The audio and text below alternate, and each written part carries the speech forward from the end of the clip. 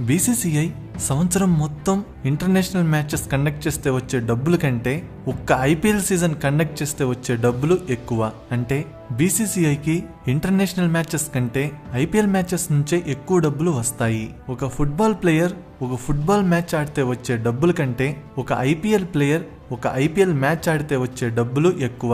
అంటే ఒక మ్యాచ్లో ఫుట్బాల్ ప్లేయర్ సంపాదించే డబ్బుల కంటే ఐపీఎల్ ప్లేయర్ సంపాదించే డబ్బులు ఎక్కువ. ఐపీఎల్ వల్ల ఇండియా జీడిపిలో 4,000 కోట్ల రూపాయల వరకు యాడ్ అవుతాయి. అసలు ఐపీఎల్ వల్ల డబ్బులు ఎలా వస్తాయి, ఎవరికి వస్తాయి, దీనివల్ల గవర్నమెంట్కి లాభం ఏంటి అనే విషయాల గురించి ఈ వీడియోలో చెప్పబోతున్నాను. Let's begin our episode. IPL, Indian Premier League. ఈ ఐపీఎల్ ని ప్రతి సంవత్సరం బీసీసీఐ కండక్ట్ చేస్తుంది. బీసీసీఐ అంటే board of control for cricket in India. BCCI ప్రపంచంలోనే రిచెస్ట్ క్రికెట్ బోర్డు. ప్రపంచంలో ఉన్న చాలా క్రికెట్ బోర్డ్స్ తమ ఆదాయం కోసం ఇండియాతో ఆడే మ్యాచెస్ మీదే ఆధారపడతాయి. ఈ బీసీసీఐ అనేది గవర్నమెంట్ కంట్రోల్లో ఉండదు. తను సొంతగా పెట్టుకున్న రూల్స్ తో అది పనిచేసుకుంటుంది. సో తనకి వచ్చే ఆదాయం గవర్నమెంట్ కి ఇవ్వదు. బీసీసీఐలో ఉన్న మెంబర్స్ ని స్టేట్ క్రికెట్ అసోసియేషన్స్ ఎన్నుకుంటాయి. దేశంలో జరిగే Ranji trophy, Irani cup, Deodhar trophy లాంటి డొమెస్టిక్ మ్యాచెస్ ని, ఇంటర్నేషనల్ మ్యాచెస్ ని బీసీసీఐ కండక్ట్ చేస్తుంది. 2008లో ఐపీఎల్ ని స్టార్ట్ చేసింది. ఫస్ట్ అసలు బీసీసీఐకి ఐపీఎల్ వల్ల డబ్బులు ఎలా వస్తాయో తెలుసుకుందాము. ఆ తర్వాత ఐపీఎల్ టీంని కొనుక్కున్న వాళ్ళకి డబ్బులు ఎలా వస్తాయో తెలుసుకుందాము. ఆ తర్వాత ఐపీఎల్ ప్లేయర్స్కి ఎలా డబ్బులు వస్తాయో తెలుసుకుందాము. ఆ తర్వాత టీవీ ఛానల్స్కి డబ్బులు ఎలా వస్తాయో తెలుసుకుందాము. ఫస్ట్ బీసీసీఐకి ఐపీఎల్ వల్ల డబ్బులు ఎలా వస్తాయి. Number 1, TV rights and digital rights. 2008లో సోనీ పిక్చర్స్ నెట్వర్క్స్ అనే ఒక కంపెనీ 10 సంవత్సరాల పాటు, అంటే 2008 నుంచి 2017 వరకు ఐపీఎల్ మ్యాచెస్ ని టీవీలో బ్రాడ్కాస్ట్ చేయడానికి 8,200 కోట్ల రూపాయలు పెట్టి పర్మిషన్స్ ని కొనుక్కుంది. అంటే సంవత్సరానికి 820 కోట్లు. ఈ పర్మిషన్స్ ని బీసీసీఐ నుంచి కొనుక్కుంది. అంటే ఈ 8,200 కోట్లు బీసీసీఐకి వెళ్తాయి. 2018లో స్టార్ ఇండియా అనే కంపెనీ 5 సంవత్సరాల పాటు, అంటే 2018 నుంచి 2022 వరకు ఐపీఎల్ మ్యాచెస్ ని టీవీలో అండ్ ఇంటర్నెట్ లో బ్రాడ్కాస్ట్ చేయడానికి 16,347 కోట్ల రూపాయలు పెట్టి బీసీసీఐ నుంచి పర్మిషన్స్ ని కొనుక్కుంది. అంటే స్టార్ ఇండియా కంపెనీ ప్రతి ఐపీఎల్ మ్యాచ్ కి 54 కోట్ల రూపాయలని బీసీసీఐకి పే చేస్తుంది. యాక్చువల్ గా బ్రాడ్కాస్టింగ్ రైట్స్ కొనుక్కోవాలంటే ఛానల్స్ అనేవి బిడ్డింగ్ చేయాలి. ఎవరు ఎక్కువ బిడ్ చేస్తే వాళ్ళకి బీసీసీఐ బ్రాడ్కాస్టింగ్ రైట్స్ ని ఇస్తుంది. ఇక్కడ ఒక ఇంట్రెస్టింగ్ ఫ్యాక్ట్ ఏంటంటే 2018లో వేసిన బిడ్డింగ్ లో మిగతా ఛానల్స్ వేసిన బిడ్డింగ్ అమౌంట్ మొత్తం కలిపినా కూడా స్టార్ ఇండియా ఛానల్ వేసిన బిడ్డింగ్ అమౌంట్ కి మ్యాచ్ కాలేదు. అన్ని ఛానల్స్ బిడ్ చేసిన అమౌంట్ కలిపితే 15,819 కోట్లు. కానీ ఒక్క స్టార్ ఇండియా కంపెనీ బిడ్ చేసిన అమౌంట్ 16,347 కోట్లు. యాక్చువల్ గా స్టార్ ఇండియా ఒక ఇంటర్నేషనల్ మ్యాచ్ ని బ్రాడ్కాస్ట్ చేయడానికి బీసీసీఐకి 43 కోట్లు పే చేస్తుంది. కానీ ఒక ఐపీఎల్ మ్యాచ్ ని బ్రాడ్కాస్ట్ చేయడానికి మాత్రం 54 కోట్లని బీసీసీఐకి పే చేస్తుంది. దీన్ని బట్టి అర్థం చేసుకోవచ్చు ఐపీఎల్ కి ఎంత క్రేజ్ ఉందనేది. ఈ విధంగా బ్రాడ్కాస్టింగ్ రైట్స్ నుంచి బీసీసీఐకి డబ్బులు వస్తాయి. Number 2, sponsorships. ప్రతి సంవత్సరం ఐపీఎల్ కి ఏదో ఒక కంపెనీ టైటిల్ స్పాన్సర్ గా నిలబడుతుంది. అందుకే డిఎల్ఎఫ్ ఐపీఎల్ అని, పెప్సీ ఐపీఎల్ అని, వివో ఐపీఎల్ అని, డ్రీమ్ 11 ఐపీఎల్ అని పిలిచేవాళ్ళు. 2008 నుండి 2012 వరకు, అంటే 5 సంవత్సరాలు డిఎల్ఎఫ్ అనే రియల్ ఎస్టేట్ కంపెనీ 200 కోట్లు పెట్టి టైటిల్ స్పాన్సర్షిప్ ని కొనుక్కుంది. అంటే సంవత్సరానికి 40 కోట్లు. 2013 నుంచి 2015 వరకు, అంటే 3 సంవత్సరాలు పెప్సీ కంపెనీ 200 కోట్లు పెట్టి టైటిల్ స్పాన్సర్షిప్ ని కొనుక్కుంది. 2016 అండ్ 2017 ఈ 2 సంవత్సరాల టైటిల్ స్పాన్సర్షిప్ ని వివో 200 కోట్లు పెట్టి కొనుక్కుంది. 2018 నుండి 2022 వరకు, అంటే 5 సంవత్సరాల టైటిల్ స్పాన్సర్షిప్ ని 2,200 కోట్ల రూపాయలు పెట్టి వివో కొనుక్కుంది. కానీ 2020లో చైనా ఇండియా మధ్య గొడవలు రావడం వల్ల వివో ఈ డీల్ ని క్యాన్సిల్ చేసుకుంది. అందుకే డ్రీమ్ 11 అనే కంపెనీ 2020 టైటిల్ స్పాన్సర్షిప్ ని 200 కోట్లు పెట్టి కొనుక్కుంది. యాక్చువల్ గా బైజూస్, అన్అకాడమీ అనే కంపెనీస్ కూడా బిడ్ చేశాయి. కానీ డ్రీమ్ 11 కంపెనీ ఎక్కువ అమౌంట్ బిడ్ చేయడం వల్ల ఆ కంపెనీకి టైటిల్ స్పాన్సర్షిప్ వచ్చింది. యాక్చువల్ గా బైజూస్ కంపెనీ ఇండియా టీం యొక్క జెర్సీ స్పాన్సర్. టైటిల్ స్పాన్సర్స్ తో పాటు అసోసియేట్ స్పాన్సర్స్ కూడా ఉంటారు. ఈ సంవత్సరం Unacademy, cred, Tata Altroz, seed tyres, associate sponsors. ఈ కంపెనీస్ కూడా బీసీసీఐకి డబ్బులు పే చేస్తాయి. ఈ కంపెనీస్ ఐపీఎల్లో మనకి ఎక్కడ కనిపిస్తాయంటే బౌండరీస్ దగ్గర, డెసిషన్ పెండింగ్ దగ్గర, స్ట్రాటజిక్ టైమ్అవుట్ దగ్గర కనిపిస్తాయి. ఈ విధంగా స్పాన్సర్షిప్స్ నుంచి బీసీసీఐకి డబ్బులు వస్తాయి. నెక్స్ట్, ఐపీఎల్ టీమ్స్ ని కొనుక్కున్న వాళ్ళకి డబ్బులు ఎలా వస్తాయి? Number 1, tickets. ఫర్ సపోజ్ ఢిల్లీకి రాజస్థాన్కి మధ్య మ్యాచ్ జరుగుతుందనుకోండి. ఆ మ్యాచ్ ఢిల్లీలో ఉన్న క్రికెట్ స్టేడియంలో జరుగుతుందనుకోండి.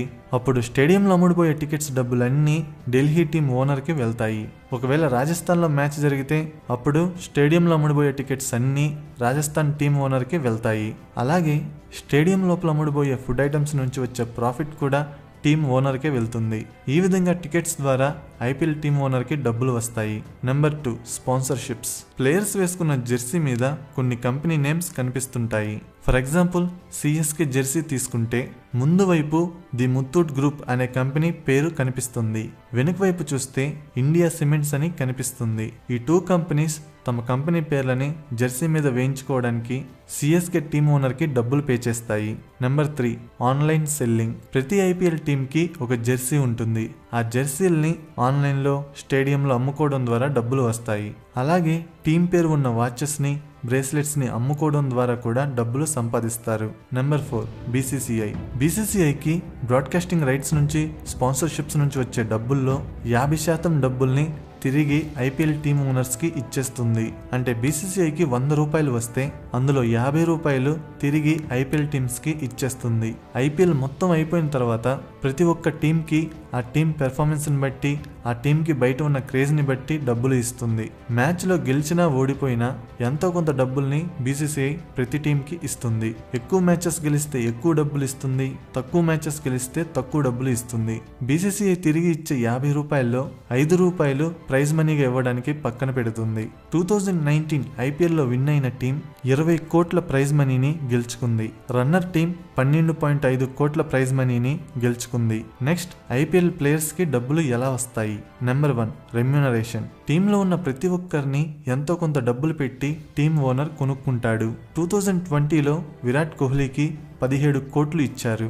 ఎంఎస్ ధోనికి 15 కోట్లు ఇచ్చారు. రోహిత్ శర్మకి కూడా 15 కోట్లు ఇచ్చారు. ఇలా ప్రతి ఒక్కరికి సంవత్సరానికి ఎంతో కొంత డబ్బులు ఇస్తారు. Number 2, awards. ప్రతి ఐపీఎల్లో orange cap, purple cap, player of the match, maximum sixes లాంటి అవార్డ్స్ ఉంటాయి. ఈ అవార్డ్స్ ద్వారా కూడా ప్లేయర్స్కి డబ్బులు వస్తాయి. నెక్స్ట్, టీవీ ఛానల్స్కి డబ్బులు ఎలా వస్తాయి? Number 1, advertisements. ఓవర్ అయిపోయిన ప్రతిసారి టీవీలో యాడ్స్ వస్తాయి. ఆ యాడ్స్ ద్వారానే టీవీ ఛానల్స్కి డబ్బులు వస్తాయి. యాడ్ అనేది 10 సెకండ్స్ ఉంటే ఇంత అమౌంట్ అని, 20 సెకండ్స్ ఉంటే ఇంత అమౌంట్ అని ఉంటుంది. బ్రాండ్స్ అనేవి యాడ్ డ్యూరేషన్ బట్టి ఛానల్కి డబ్బులు పే చేస్తాయి. Number 2, subscriptions. టీవీలో ఐపీఎల్ మ్యాచ్ రావాలంటే ఆ ఛానల్ని మనం సబ్స్క్రైబ్ చేసుకుని ఉండాలి. ఛానల్ సబ్స్క్రైబ్ చేసుకోవాలంటే నెలకి 15 రూపీసో లేదా 20 రూపీసో పే చేయాలి. అలా కొన్ని కోట్ల మంది ఛానల్ని సబ్స్క్రైబ్ చేసుకుంటారు. ఈ సబ్స్క్రిప్షన్స్ ద్వారా టీవీ ఛానల్కి డబ్బులు వస్తాయి. కంపెనీస్ అనేవి అడ్వర్టైజింగ్ మీద అంత ఎక్కువ డబ్బులు ఖర్చు చేయడానికి కారణం ఏంటంటే తమ బ్రాండ్ వాల్యూని పెంచుకోవడం కోసం. పబ్లిసిటీ కావాలంటే ఎలా అయినా అడ్వర్టైజ్ చేసుకోవచ్చు. కానీ ఐపీఎల్ లాంటి దాంట్లో అడ్వర్టైజ్ చేస్తే తమ కంపెనీకి ఉన్న వాల్యూ పెరుగుతుంది. అలాగే పబ్లిసిటీ కూడా ఎక్కువగా ఉంటుంది. అందుకే కంపెనీస్ అనేవి ఐపీఎల్ సీజన్లో అడ్వర్టైజింగ్ మీద ఎక్కువగా డబ్బులు ఖర్చు పెడతాయి. ఇప్పటి వరకు చెప్పిన వాటి బట్టి చూస్తే బీసీసీఐకి మేజర్గా బ్రాడ్కాస్టింగ్ రైట్స్ నుంచి, స్పాన్సర్షిప్స్ నుంచి డబ్బులు వస్తాయి. ఐపీఎల్ టీమ్ ఓనర్స్కి బీసీసీఐ నుంచి, స్పాన్సర్షిప్స్ నుంచి, టికెట్స్ నుంచి డబ్బులు వస్తాయి. ఐపీఎల్ టీమ్ ప్లేయర్స్కి రెమ్యూనరేషన్ నుంచి, అవార్డ్స్ నుంచి డబ్బులు వస్తాయి. టీవీ ఛానల్కి అడ్వర్టైజ్మెంట్స్ నుంచి, సబ్స్క్రిప్షన్స్ నుంచి డబ్బులు వస్తాయి. వీటి గురించి పక్కన పెడితే బీసీసీఐ తనకు వచ్చిన డబ్బుల్ని ఎలా ఖర్చు పెడుతుందో చెప్తాను. Ranji trophy, Deodhar trophy, Irani cup లాంటి డొమెస్టిక్ మ్యాచెస్ని కండక్ట్ చేయడానికి, ఇంటర్నేషనల్ మ్యాచెస్ని కండక్ట్ చేయడానికి, అడ్మినిస్ట్రేషన్కి ఖర్చు పెడుతుంది. మిగిలిన డబ్బుల్ని బ్యాంక్లో సేవ్ చేసుకుంటుంది. ఐపీఎల్ టీమ్ ఓనర్స్కి కూడా చాలా ఖర్చులు ఉంటాయి. ప్లేయర్స్కి అయ్యే ట్రావెలింగ్ ఖర్చులు, స్టాఫ్ ఖర్చులు, హోటల్ ఖర్చులు అన్నీ టీమ్ ఓనర్సే భరించాలి. ఐపీఎల్ వల్ల గవర్నమెంట్కి లాభం ఏంటంటే ట్యాక్స్. ఐపీఎల్ సీజన్లో ఇన్వాల్వ్ అయిన ప్రతి ఒక్కరికి ఎంతో కొంత ప్రాఫిట్ వస్తుంది. ఆ ప్రాఫిట్లో కొంత పర్సంటేజ్ని గవర్నమెంట్కి ట్యాక్స్గా పే చేయాలి. ఫర్ సపోజ్ ఒక ప్లేయర్కి ₹1,00,00,000 రెమ్యునరేషన్ వస్తుందనుకోండి, అతను గవర్నమెంట్కి 30 లక్షలు ట్యాక్స్ పే చేయాలి. అలాగే ఒక కంపెనీ అనేది టీవీ ఛానల్కి యాడ్ ఇస్తే దానికి 18% GST పే చేయాలి. ఈ విధంగా ట్యాక్స్ రూపంలో గవర్నమెంట్కి లాభం వస్తుంది. ఇప్పుడు ఐపీఎల్ గురించి కొన్ని ఫ్యాక్ట్స్ చెప్తాను. ఫారెన్ ప్లేయర్స్ తమకి వచ్చే రెమ్యునరేషన్లో కొంత అమౌంట్ని తమ కంట్రీ క్రికెట్ బోర్డ్కి పే చేయాలి. ఒక ఫారెన్ ప్లేయర్ ఐపీఎల్ ఆడేటప్పుడు తన సొంత దేశపు క్రికెట్ టీంకి ఏదైనా ఇంటర్నేషనల్ మ్యాచ్ వస్తే ఆ మ్యాచ్లో పార్టిసిపేట్ చేయాలా వద్దా అనే ఆప్షన్ ఆ ప్లేయర్కే వదిలేస్తారు. ఒకవేళ ఎవరైనా ప్లేయర్కి గాయమయ్యి మ్యాచ్ ఆడకపోతే ఆ మ్యాచ్కి రావాల్సిన డబ్బులు ఆ ప్లేయర్కి రావు. కానీ ఆ ప్లేయర్కి ఇన్సూరెన్స్ ఉంటే కొంత అమౌంట్ కంపెన్సేషన్గా వస్తుంది. ఒక టీంలో ఫారెన్ ప్లేయర్స్ అనేవాళ్ళు 4 కన్నా ఎక్కువ ఉండకూడదు. ప్లేయర్స్ని ఎంత డబ్బులు పెడితే అంత పెట్టి కొనకూడదు. టీంకి ఒక సర్టెన్ లిమిట్ ఉంటుంది. 2019 డేటా ప్రకారం ఒక టీంని కొనడానికి 85 కోట్ల కన్నా ఎక్కువ ఖర్చు పెట్టకూడదు. సో డబ్బులు ఉన్నాయి కదా అని ఎంత పెడితే అంత డబ్బులు పెట్టి ప్లేయర్స్ని కొనడానికి వీలు లేదు. సో ఐపీఎల్ అనేది ఒక పెద్ద బిజినెస్. మనకి ఎంటర్టైన్మెంట్, వాళ్ళకి డబ్బులు, అంతే. నా ఎక్స్ప్లెనేషన్ నచ్చితే వీడియోని లైక్ చేసి షేర్ చేయండి. ఇలాంటి ఇంట్రెస్టింగ్ వీడియోస్ కోసం ఛానల్ని సబ్స్క్రైబ్ చేయండి. వీడియో పెట్టగానే నోటిఫికేషన్ రావాలంటే సబ్స్క్రైబ్ చేయగానే పక్కనే ఒక బెల్ ఐకాన్ కనబడుతుంది, దాని మీద క్లిక్ చేయండి. Thank you.